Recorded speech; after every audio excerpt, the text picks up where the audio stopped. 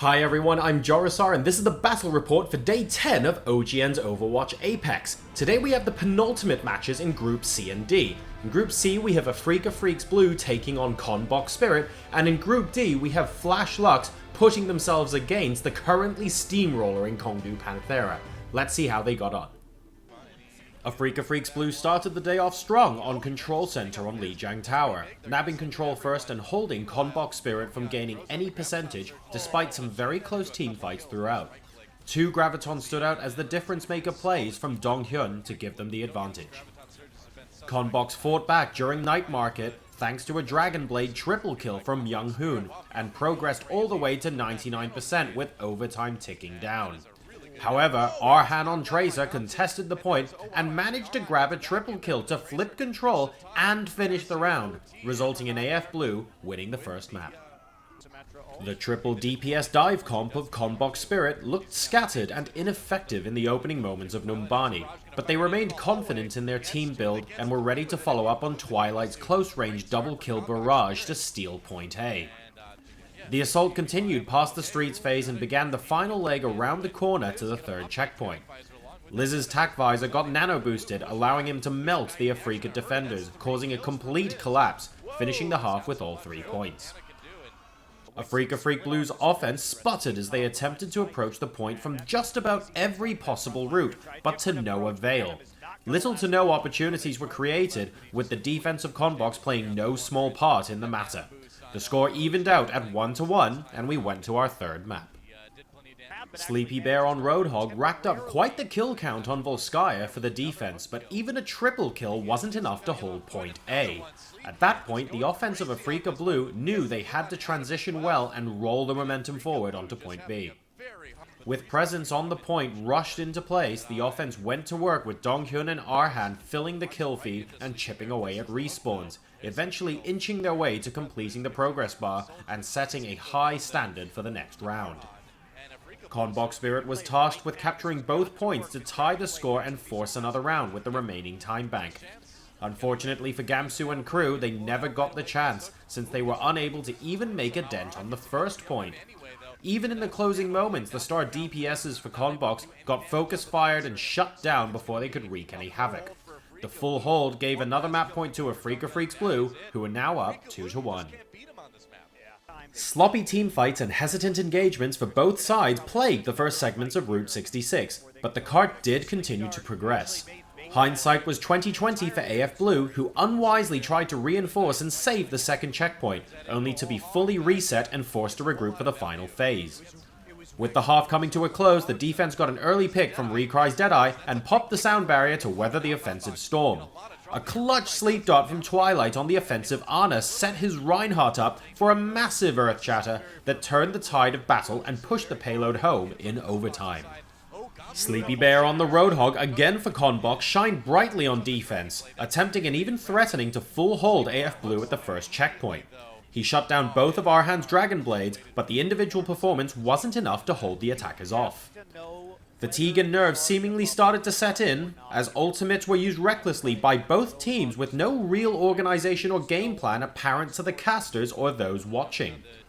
A Desperation Widow and failed Surprise Bastion chipped away at the offense's remaining time until they're stopped short with the final checkpoint in view by Gamsu's Earth Shatter and SleepyBear on the hog again, being perhaps the only true constant level of play for his team. We found ourselves all tied up again, 2-2, and we go into the fifth and deciding map.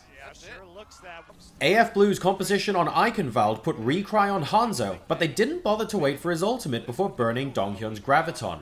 Conbox responded with their own Graviton, after which chaos and isolated skirmishes decided the fate of point A. Recry capped the offensive push off with a definitive headshot kill onto Twilight's Ana, and the cart began its journey.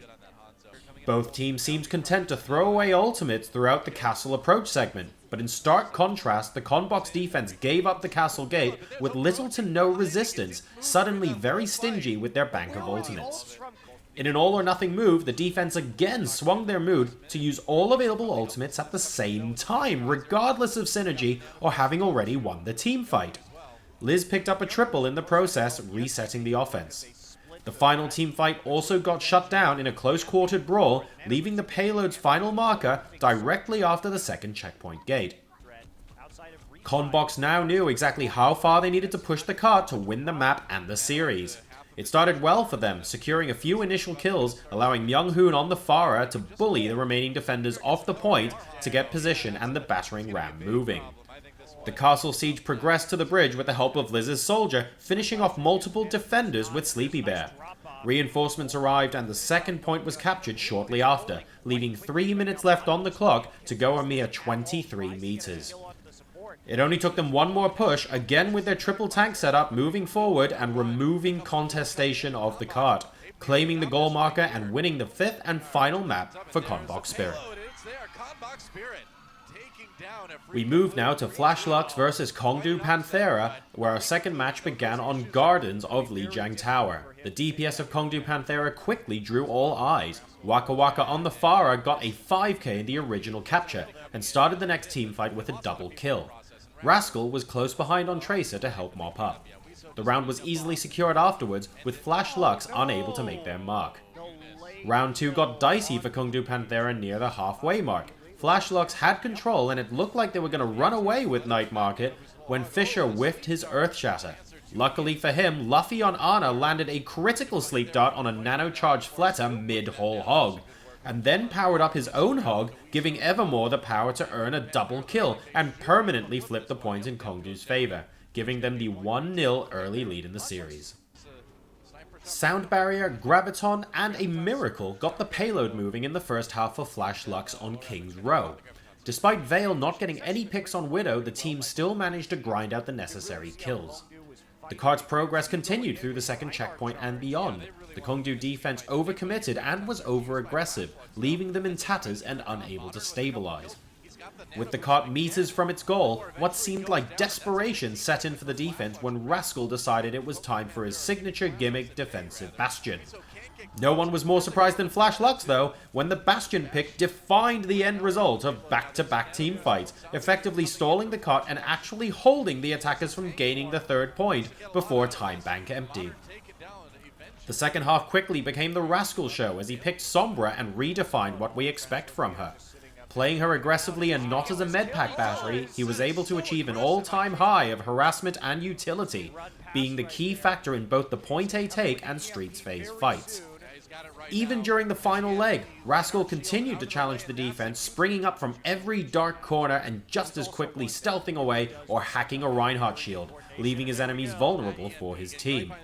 That's exactly what happened as the cart made its approach. In back-to-back teamfights, the shield war was won by Kongdoo Panthera simply through Sombra, sending the cart all the way home in a stunning display that will have their opponents looking for ways to replicate and mitigate Rascal's Sombra. At the hands of Vale's Hanzo, a good headshot pick killed Bling's soldier, opening up the point on Hanamura and allowing Vale to get a second kill on Rascal while the team surged onto point A and quickly took up positioning to transition. The point was almost ninjaed from under Kongdoo's noses, losing a full 2/3 simply because no one contested it while they were busy fighting elsewhere. Rascal luckily was able to respond in time and cleaned up, netting a triple kill in the process. With the defense now stable, Kongdoo Panthera systematically responded to each attacking push, budgeting ultimates and utilizing their positioning to shut down and eliminate Flash Lux's chances. Fissure and Reinhardt diffused a big offensive push by charging the Graviton-armed Zarya and spinning to land an Earth Shatter on a nano-boosted Genji Blade. With point B fully defended, Flash Lux was now tasked with full holding to avoid getting swept. The triple DPS dive comp of Kongdoo Panthera quickly took positioning on point A, focusing down the support and leaving Flash Lux to prepare to defend point B for over 6 minutes. With little left in the tank, Flash Lux's defense struggled to follow up on ultimates and hamstrung themselves, getting cleaved down by Rascal's Nanoblade, losing 3 and leaving themselves without staggered spawns to prolong the capture. As a result, B was claimed by the full roster of Kongdoo Panthera and they completed the full sweep 3-0. So there you go, Conbox win back some pride as the battle for second place in Group C remains open and Kongdoo Panthera remain on their impressive 3-0, 9-0 map score run through the APEX Season 2. To watch the next video, click here, and to subscribe to the channel, click here. Thank you for your likes and comments on the video in the meantime, and don't forget to share. I'll see you for day 11.